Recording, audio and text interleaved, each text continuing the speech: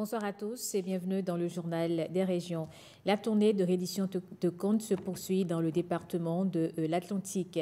Après Abomey-Calavi, la délégation gouvernementale était à Godomey, un arrondissement de la commune avec ses 49 quartiers. Une exception compte tenu de la densité de la population. On fait le point avec Ariane Da Silva et Alexis Quenon.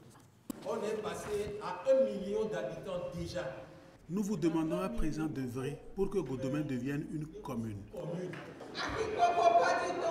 Le nouveau marché de Kokokodji est très bien construit. Mon souci à moi, c'est que la voie près de ce marché ne nous honore pas. Pensez s'il vous plaît à la reconstruire. En période de pluie, nos enfants inscrits au CEG de Godomey souffrent trop. L'école est souvent inondée. Venez nous aider. Une série de préoccupations adressées à la délégation gouvernementale déployée dans l'Atlantique à l'étape de Godomey. Des interrogations qui ont trouvé réponse. Aujourd'hui, les aveugles voient, les sourds sont en train d'entendre. Nous disons simplement félicitations au gouvernement, soutien indéfectible de la population d'Abomey-Calavi. Dans le secteur de la santé, par exemple, l'une des actions fortes a été de mettre fin à ce qui était considéré comme une pagaille.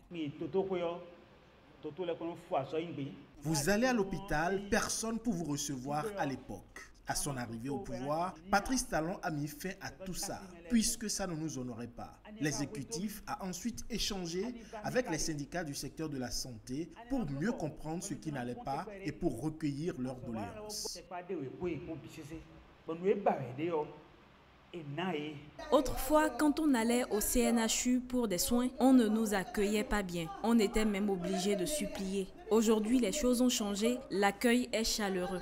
L'agriculture, votre commune est performante en matière agricole et l'État vous accompagne également en aménagement hydro-agricole, en semences, en engrais. Le ramassage des ordures, c'est à peu près 480 000 tonnes de déchets qu'on ramasse dans la commune de Calavi chaque année. Vous avez vu qu'on a détruit les dépôts sauvages d'ordures, etc. Il ne faut pas qu'on en crée d'autres. À tout cela s'ajoutent les actions sociales en faveur des couches défavorisées. Exemple du microcrédit à l'AFIA. À Godomey, 1 985 185 000 ont été octroyés. Voyons maintenant l'étape de Grand Popo. Là-bas, la séance de reddition des comptes a suscité l'espoir de lendemain meilleur chez les populations. Les détails avec Evariste Zomarou et Samirat Javimani. Outre les microcrédits aux femmes, la gratuité de l'école aux filles, les cantines scolaires, les infrastructures sanitaires et routières, l'eau potable pour tous, la promotion de l'emploi, les populations de Grand Popo se confondent en remerciements face aux actions du chef de l'État pour contrer l'avancée de la mer. Patrice Talon est un bon chef d'État. Un chef de famille, il sait ce qui est bon pour ses enfants. Je le félicite pour sa gouvernance et souhaite qu'il continue sur cette lancée. Même si tout n'est pas fait, il s'est passé tout au moins quelque chose et de façon significative. C'est surtout la protection de la côte et la voie qu'on veut faire actuellement entre Adiara et Atibé. Moi, je suis précisément de Ila Kondji. L'avancée de la côte nous a beaucoup infectés. On a perdu beaucoup de population, beaucoup de places. En Mina, la délégation gouvernementale a pu revenir sur les préoccupations de l'assistance tout en insistant sur les réalisations du programme d'action du gouvernement ces 8 dernières années. Le gouvernement avait 400 millions.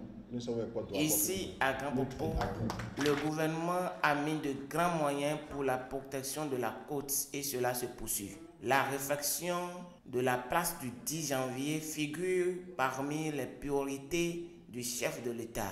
La promotion du tourisme touche également la région Kola. La lutte contre l'érosion était une priorité pour le président de la République. Mais le gouvernement n'a pas oublié les autres secteurs. Nous avons d'ailleurs eu ici des témoignages. N'écoutez surtout pas les démagogues, car les actions du gouvernement sont visibles partout. Nous ne sommes pas le genre de gouvernement qui faisons des promesses en l'air. Parce que nous ne faisons pas de pose de première pierre. Je peux vous dire que nous avons entendu toutes les doléances. Dans quelques mois, nous allons nous voir et on parlera. Et à Romuald Wadayi, le chef de la délégation gouvernementale, de conclure. L'étape de Malanville était la plus attendue de la tournée gouvernementale dans la première circonscription électorale.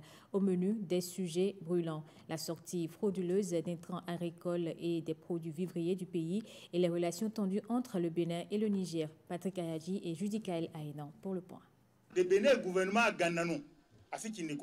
Il a préféré y aller en langue nationale d'Indi pour faire la lumière sur plusieurs sujets brûlants, des questions qui touchent le quotidien des populations de Malanville, à l'image des relations diplomatiques tendues entre Cotonou et Niamey. Le Bénin avait fermé parce que la communauté avait décidé. Maintenant que la communauté a décidé d'ouvrir, aussitôt le Bénin a ouvert. Si elle est restée fermée, c'est parce que le côté nigérien est fermé. Le côté béninois est ouvert. Il appartient aux Nigériens d'ouvrir leur côté pour que les hommes et les biens puissent passer sans problème, comme par le passé. Ce que le gouvernement béninois n'a pas compris. Mais pourquoi garder la voie terrestre fermée et passer par la voie fluviale? Si vous êtes convaincus que vos populations ne peuvent pas s'empêcher de venir au Bénin, ouvrez la frontière terrestre pour que les choses se passent normalement comme par le passé. Et c'est suite à cette incompréhension que le gouvernement béninois a décidé de fermer la voie fluviale, avec tout ce que cela entraîne aujourd'hui, comme manque à gagner pour les populations qui sont de part et d'autre de la frontière. Et ce qu'on nous reproche, c'est qu'au Bénin seraient installées des bases françaises. Nous avons demandé à nos frères du Niger de venir au Bénin nous indiquer là où se trouvent ces bases. Autour de nos frontières, nous avons construit des infrastructures pour abriter nos militaires et nos policiers qui sont en train de lutter contre le terrorisme qui nous vient des pays environnants. Ces infrastructures sont d'une qualité qui est telle que lorsque vous les voyez, vous pouvez penser que c'est construit pour des forces étrangères. Mais non, c'est construit pour des Béninois. C'est le standard de notre gouvernement. Aucun pays n'a choisi ses voisins. Nous sommes tenus de nous faire les concessions qui s'imposent et le Bénin est prêt à collaborer. L'autre dossier qui préoccupe les populations de la cité de Tassiganda, c'est la mauvaise application de la décision gouvernementale au sujet de la sortie frauduleuse d'intrants agricoles et des produits vivriers. Je ne peux pas vouloir transporter des marchandises, des vivres achetés ici au marché de Malanville que je veuille emmener à Karimama par la route normale. On n'est pas au fleuve Niger, on n'est pas au pont pour vouloir traverser et que cela soit arraché. Non, ce n'est pas l'esprit. Nous avons demandé que le contrôle soit fait à la frontière. Et nous avons une frontière naturelle qui ne trompe pas. C'est le fleuve Niger. Les citoyens doivent circuler, les biens doivent circuler. Mais ceux qui veulent traverser le fleuve, vous arrêtez. C'est l'instruction qui a été donnée. Et nous allons rencontrer les responsables des forces de sécurité. Nous allons leur rappeler l'instruction qui a été donnée par le gouvernement. En attendant ce rappel à l'ordre, la réhabilitation du tronçon Berouboué-Kandi-Malanville se poursuit pour le bonheur des populations. La communauté économique des États de l'Afrique de l'Ouest est confrontée à d'énormes défis 49 ans après sa création. Elle a profité de la commémoration de son anniversaire pour instaurer un dialogue multi-acteurs.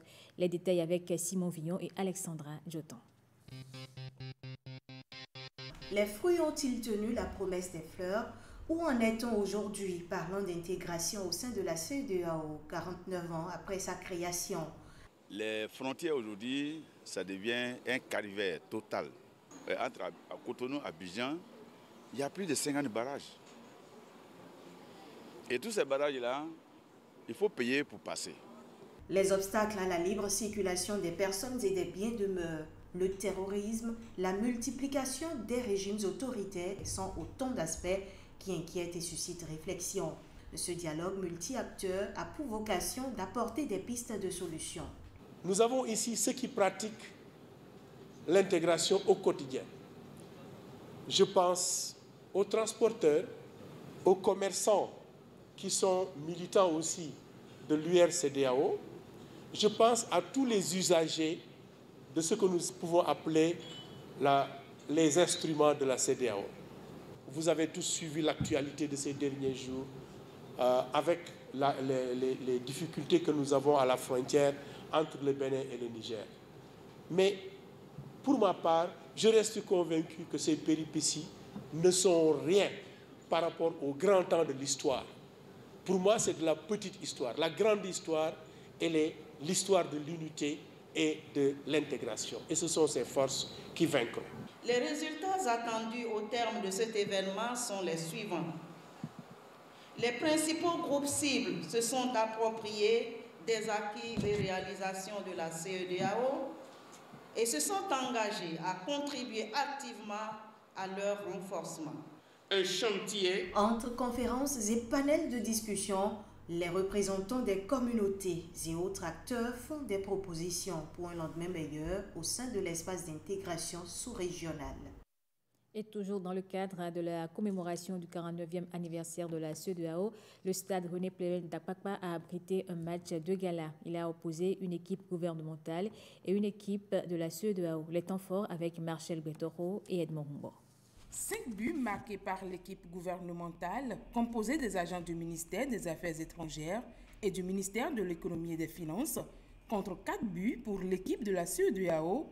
C'est le score final de ce match de gala organisé en l'honneur du 49e anniversaire de la CEDEAO. Nous avons eu droit à un match plaisant, une belle prestation des deux équipes, donc c'est un beau match. Nous sommes contents que ce soit notre équipe qui a gagné. C'est vrai que nous sommes allés au tir au but, c'est un jeu de tombola comme on le dit, mais il fallait quand même avoir la maîtrise pour le faire. C'était un bon match, un très bon match où le fair play a vraiment réussi. Et les deux équipes ont tellement circulé la balle, tactiquement, techniquement, physiquement. Je reconnais qu'on a gagné, mais avec les jambes à la main. Un match caractérisé par l'intégration, la convivialité et la fraternité.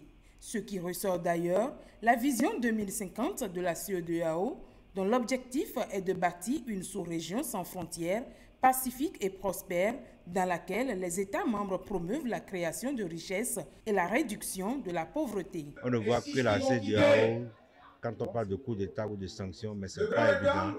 Quand on parle d'électricité, quand on parle de circulation de personnes et des biens, quand on parle de migration, il y a la CEDEAO. C'est aussi un immense plaisir que j'ai de pouvoir rassembler les gens, les ressortissants des 12 communautés qui sont présentes ici.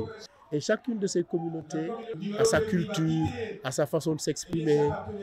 Et donc, tout ça nous montre la richesse de notre région. Ce match de gala est un match qui oppose les deux ministères, en fait, avec lesquels je travaille tous les jours.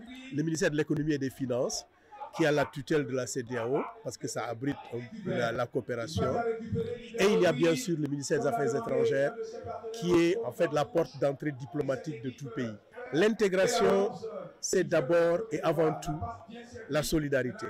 Le contexte économique mondial reste néanmoins complexe et parsemé d'embûches. Malgré ces défis, la CEDEAO reste confiante d'un lendemain meilleur pour tous ces peuples.